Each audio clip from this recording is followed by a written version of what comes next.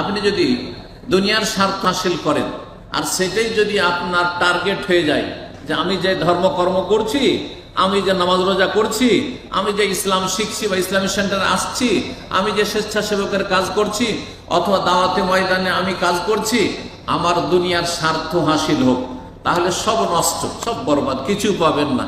বরং এই শ্রেণীর লোক দিয়ে জাহান্নাম উদ্বোধন করা হয়। যারা ইসলাম শিখেছে দুনিয়ার গরজে, ইসলাম শিখেছে কিসের গরজে? দুনিয়ার গরজে, তাদেরকে দিয়ে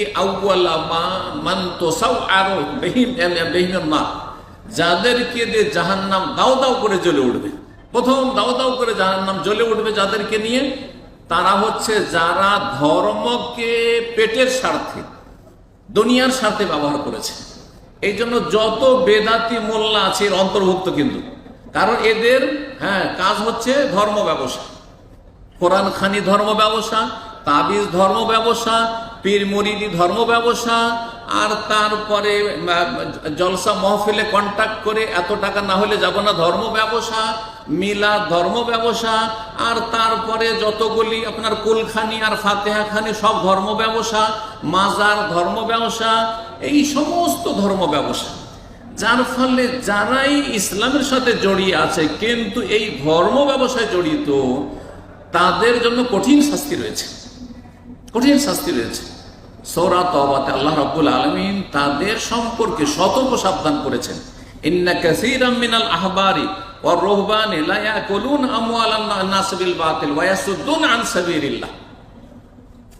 এটা হচ্ছে ইহুদি এবং খ্রিস্টানদের যারা ধর্মগুরু, ইহুদি খ্রিস্টানদের যারা পুরোহিত, পাদ্রী, তাদের সম্পর্কে আল্লাহ বলেছেন। আর এই ক্যাটাগরির মুসলিম সমাজে যেসব বেদাতি মোল্লা হুজুর আছে সবগুলি কিন্তু এই ক্যাটাগরি।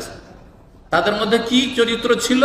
কাসীরাম মিনাল আহবারি ওয়ার রুহবান, অনেক ইহুদি খ্রিস্টানদের পুরোহিত, পণ্ডিত, ধর্মগুরু যারা, ধর্মযাজক, লা ইয়াকুলুনা আমওয়ালান নাস বিল বাতিল, মানুষের ধন সম্পদ অবৈধভাবে ভক্ষণ করে, ধর্ম ব্যবসা করে, পয়সা ইনকাম করে, দুনিয়ার স্বার্থে ইসলামের কাজ করে।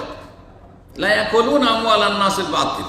জি, খতম এত টাকা, মিলাদ এত ইনকাম, জলসা একটা মহফিল যাও মানে 50,000 বা 1 লাখ টাকা, এত টাকা না হলে যাব না। আগামী দিনে যদি জানতে পারি, একবার যদি ধোকা দেয় যে এরা টাকা পয়সা ঠিক করে দেয়নি, আর ওদের জন্য কোনো ডেট নেই।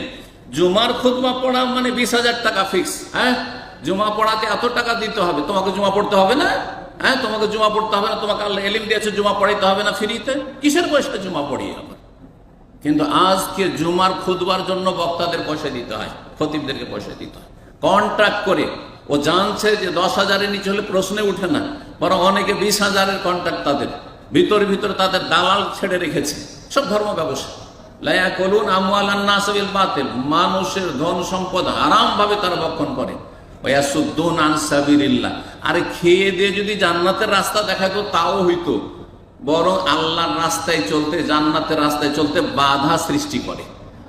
এই জন্য ইখলাস যদি না থাকে দিনের কাজে, আপনি দিন শিখছেন বা দিনের কথা বলছেন, যদি ইখলাস না থাকে তাহলে সব নষ্ট হয়ে যাবে। দুনিয়ার গরজ থাকি, দুনিয়ার মোহে পড়ে যান, দুনিয়ার ফিতনায় পড়ে যান, তাহলে বড়ই সমস্যা রয়েছে। আল্লাহ রাব্বুল আলামিনের কাছে আমরা দোয়া করি মোবারক সবাই, দুনিয়ার সমস্ত ফিতনা থেকে আল্লাহ বাঁচিয়ে রাখেন। দুনিয়ার আমাদের জরুরি যতটা রুজি ততটাতে আল্লাহ যেন বরকত দান করেন। ধন সম্পদকে আল্লাহ যেন আমাদের হাতের মুঠে দেন, অন্তরে না দেন। অন্তরে যদি পয়সার মহব্বত ঢুকে যায় তাহলে ঈমান আমল বরবাদ করে দিবে।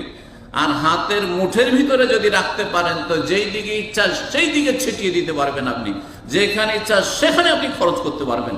এই জন্য এই দোয়াটি অত্যন্ত গুরুত্বপূর্ণ। আল্লাহ ধন সম্পদ দাও আমাদের হাতের মুঠে, যাতে করে দান সাদকা করে জান্নাতে যেতে পারি, জাহান্নাম থেকে বাঁচতে। ইত্তাকুন নার ওয়ালাউ বিশিক্কি তামারা, জাহান্নামের আগুন থেকে বাঁচার চেষ্টা করো, যদিও একটা খেজুরের টুকরো দিয়ে হোক না কেন। কিন্তু অন্তরে যদি ঢুকে পড়ে পয়সার মহাব্বত, দুনিয়ার মহাব্বত অন্তরে ঢুকে পড়েছে, তাহলে পয়সাকে অন্তর থেকে বের করা যাবে না, ভিতর থেকে বের করা যাবে না, কিন্তু হাতের মুঠ থেকে বের করা সহজ। আল্লাহ রাব্বুল আলামিন দুনিয়ার সমস্ত ফিতনা থেকে বাঁচিয়ে রাখেন।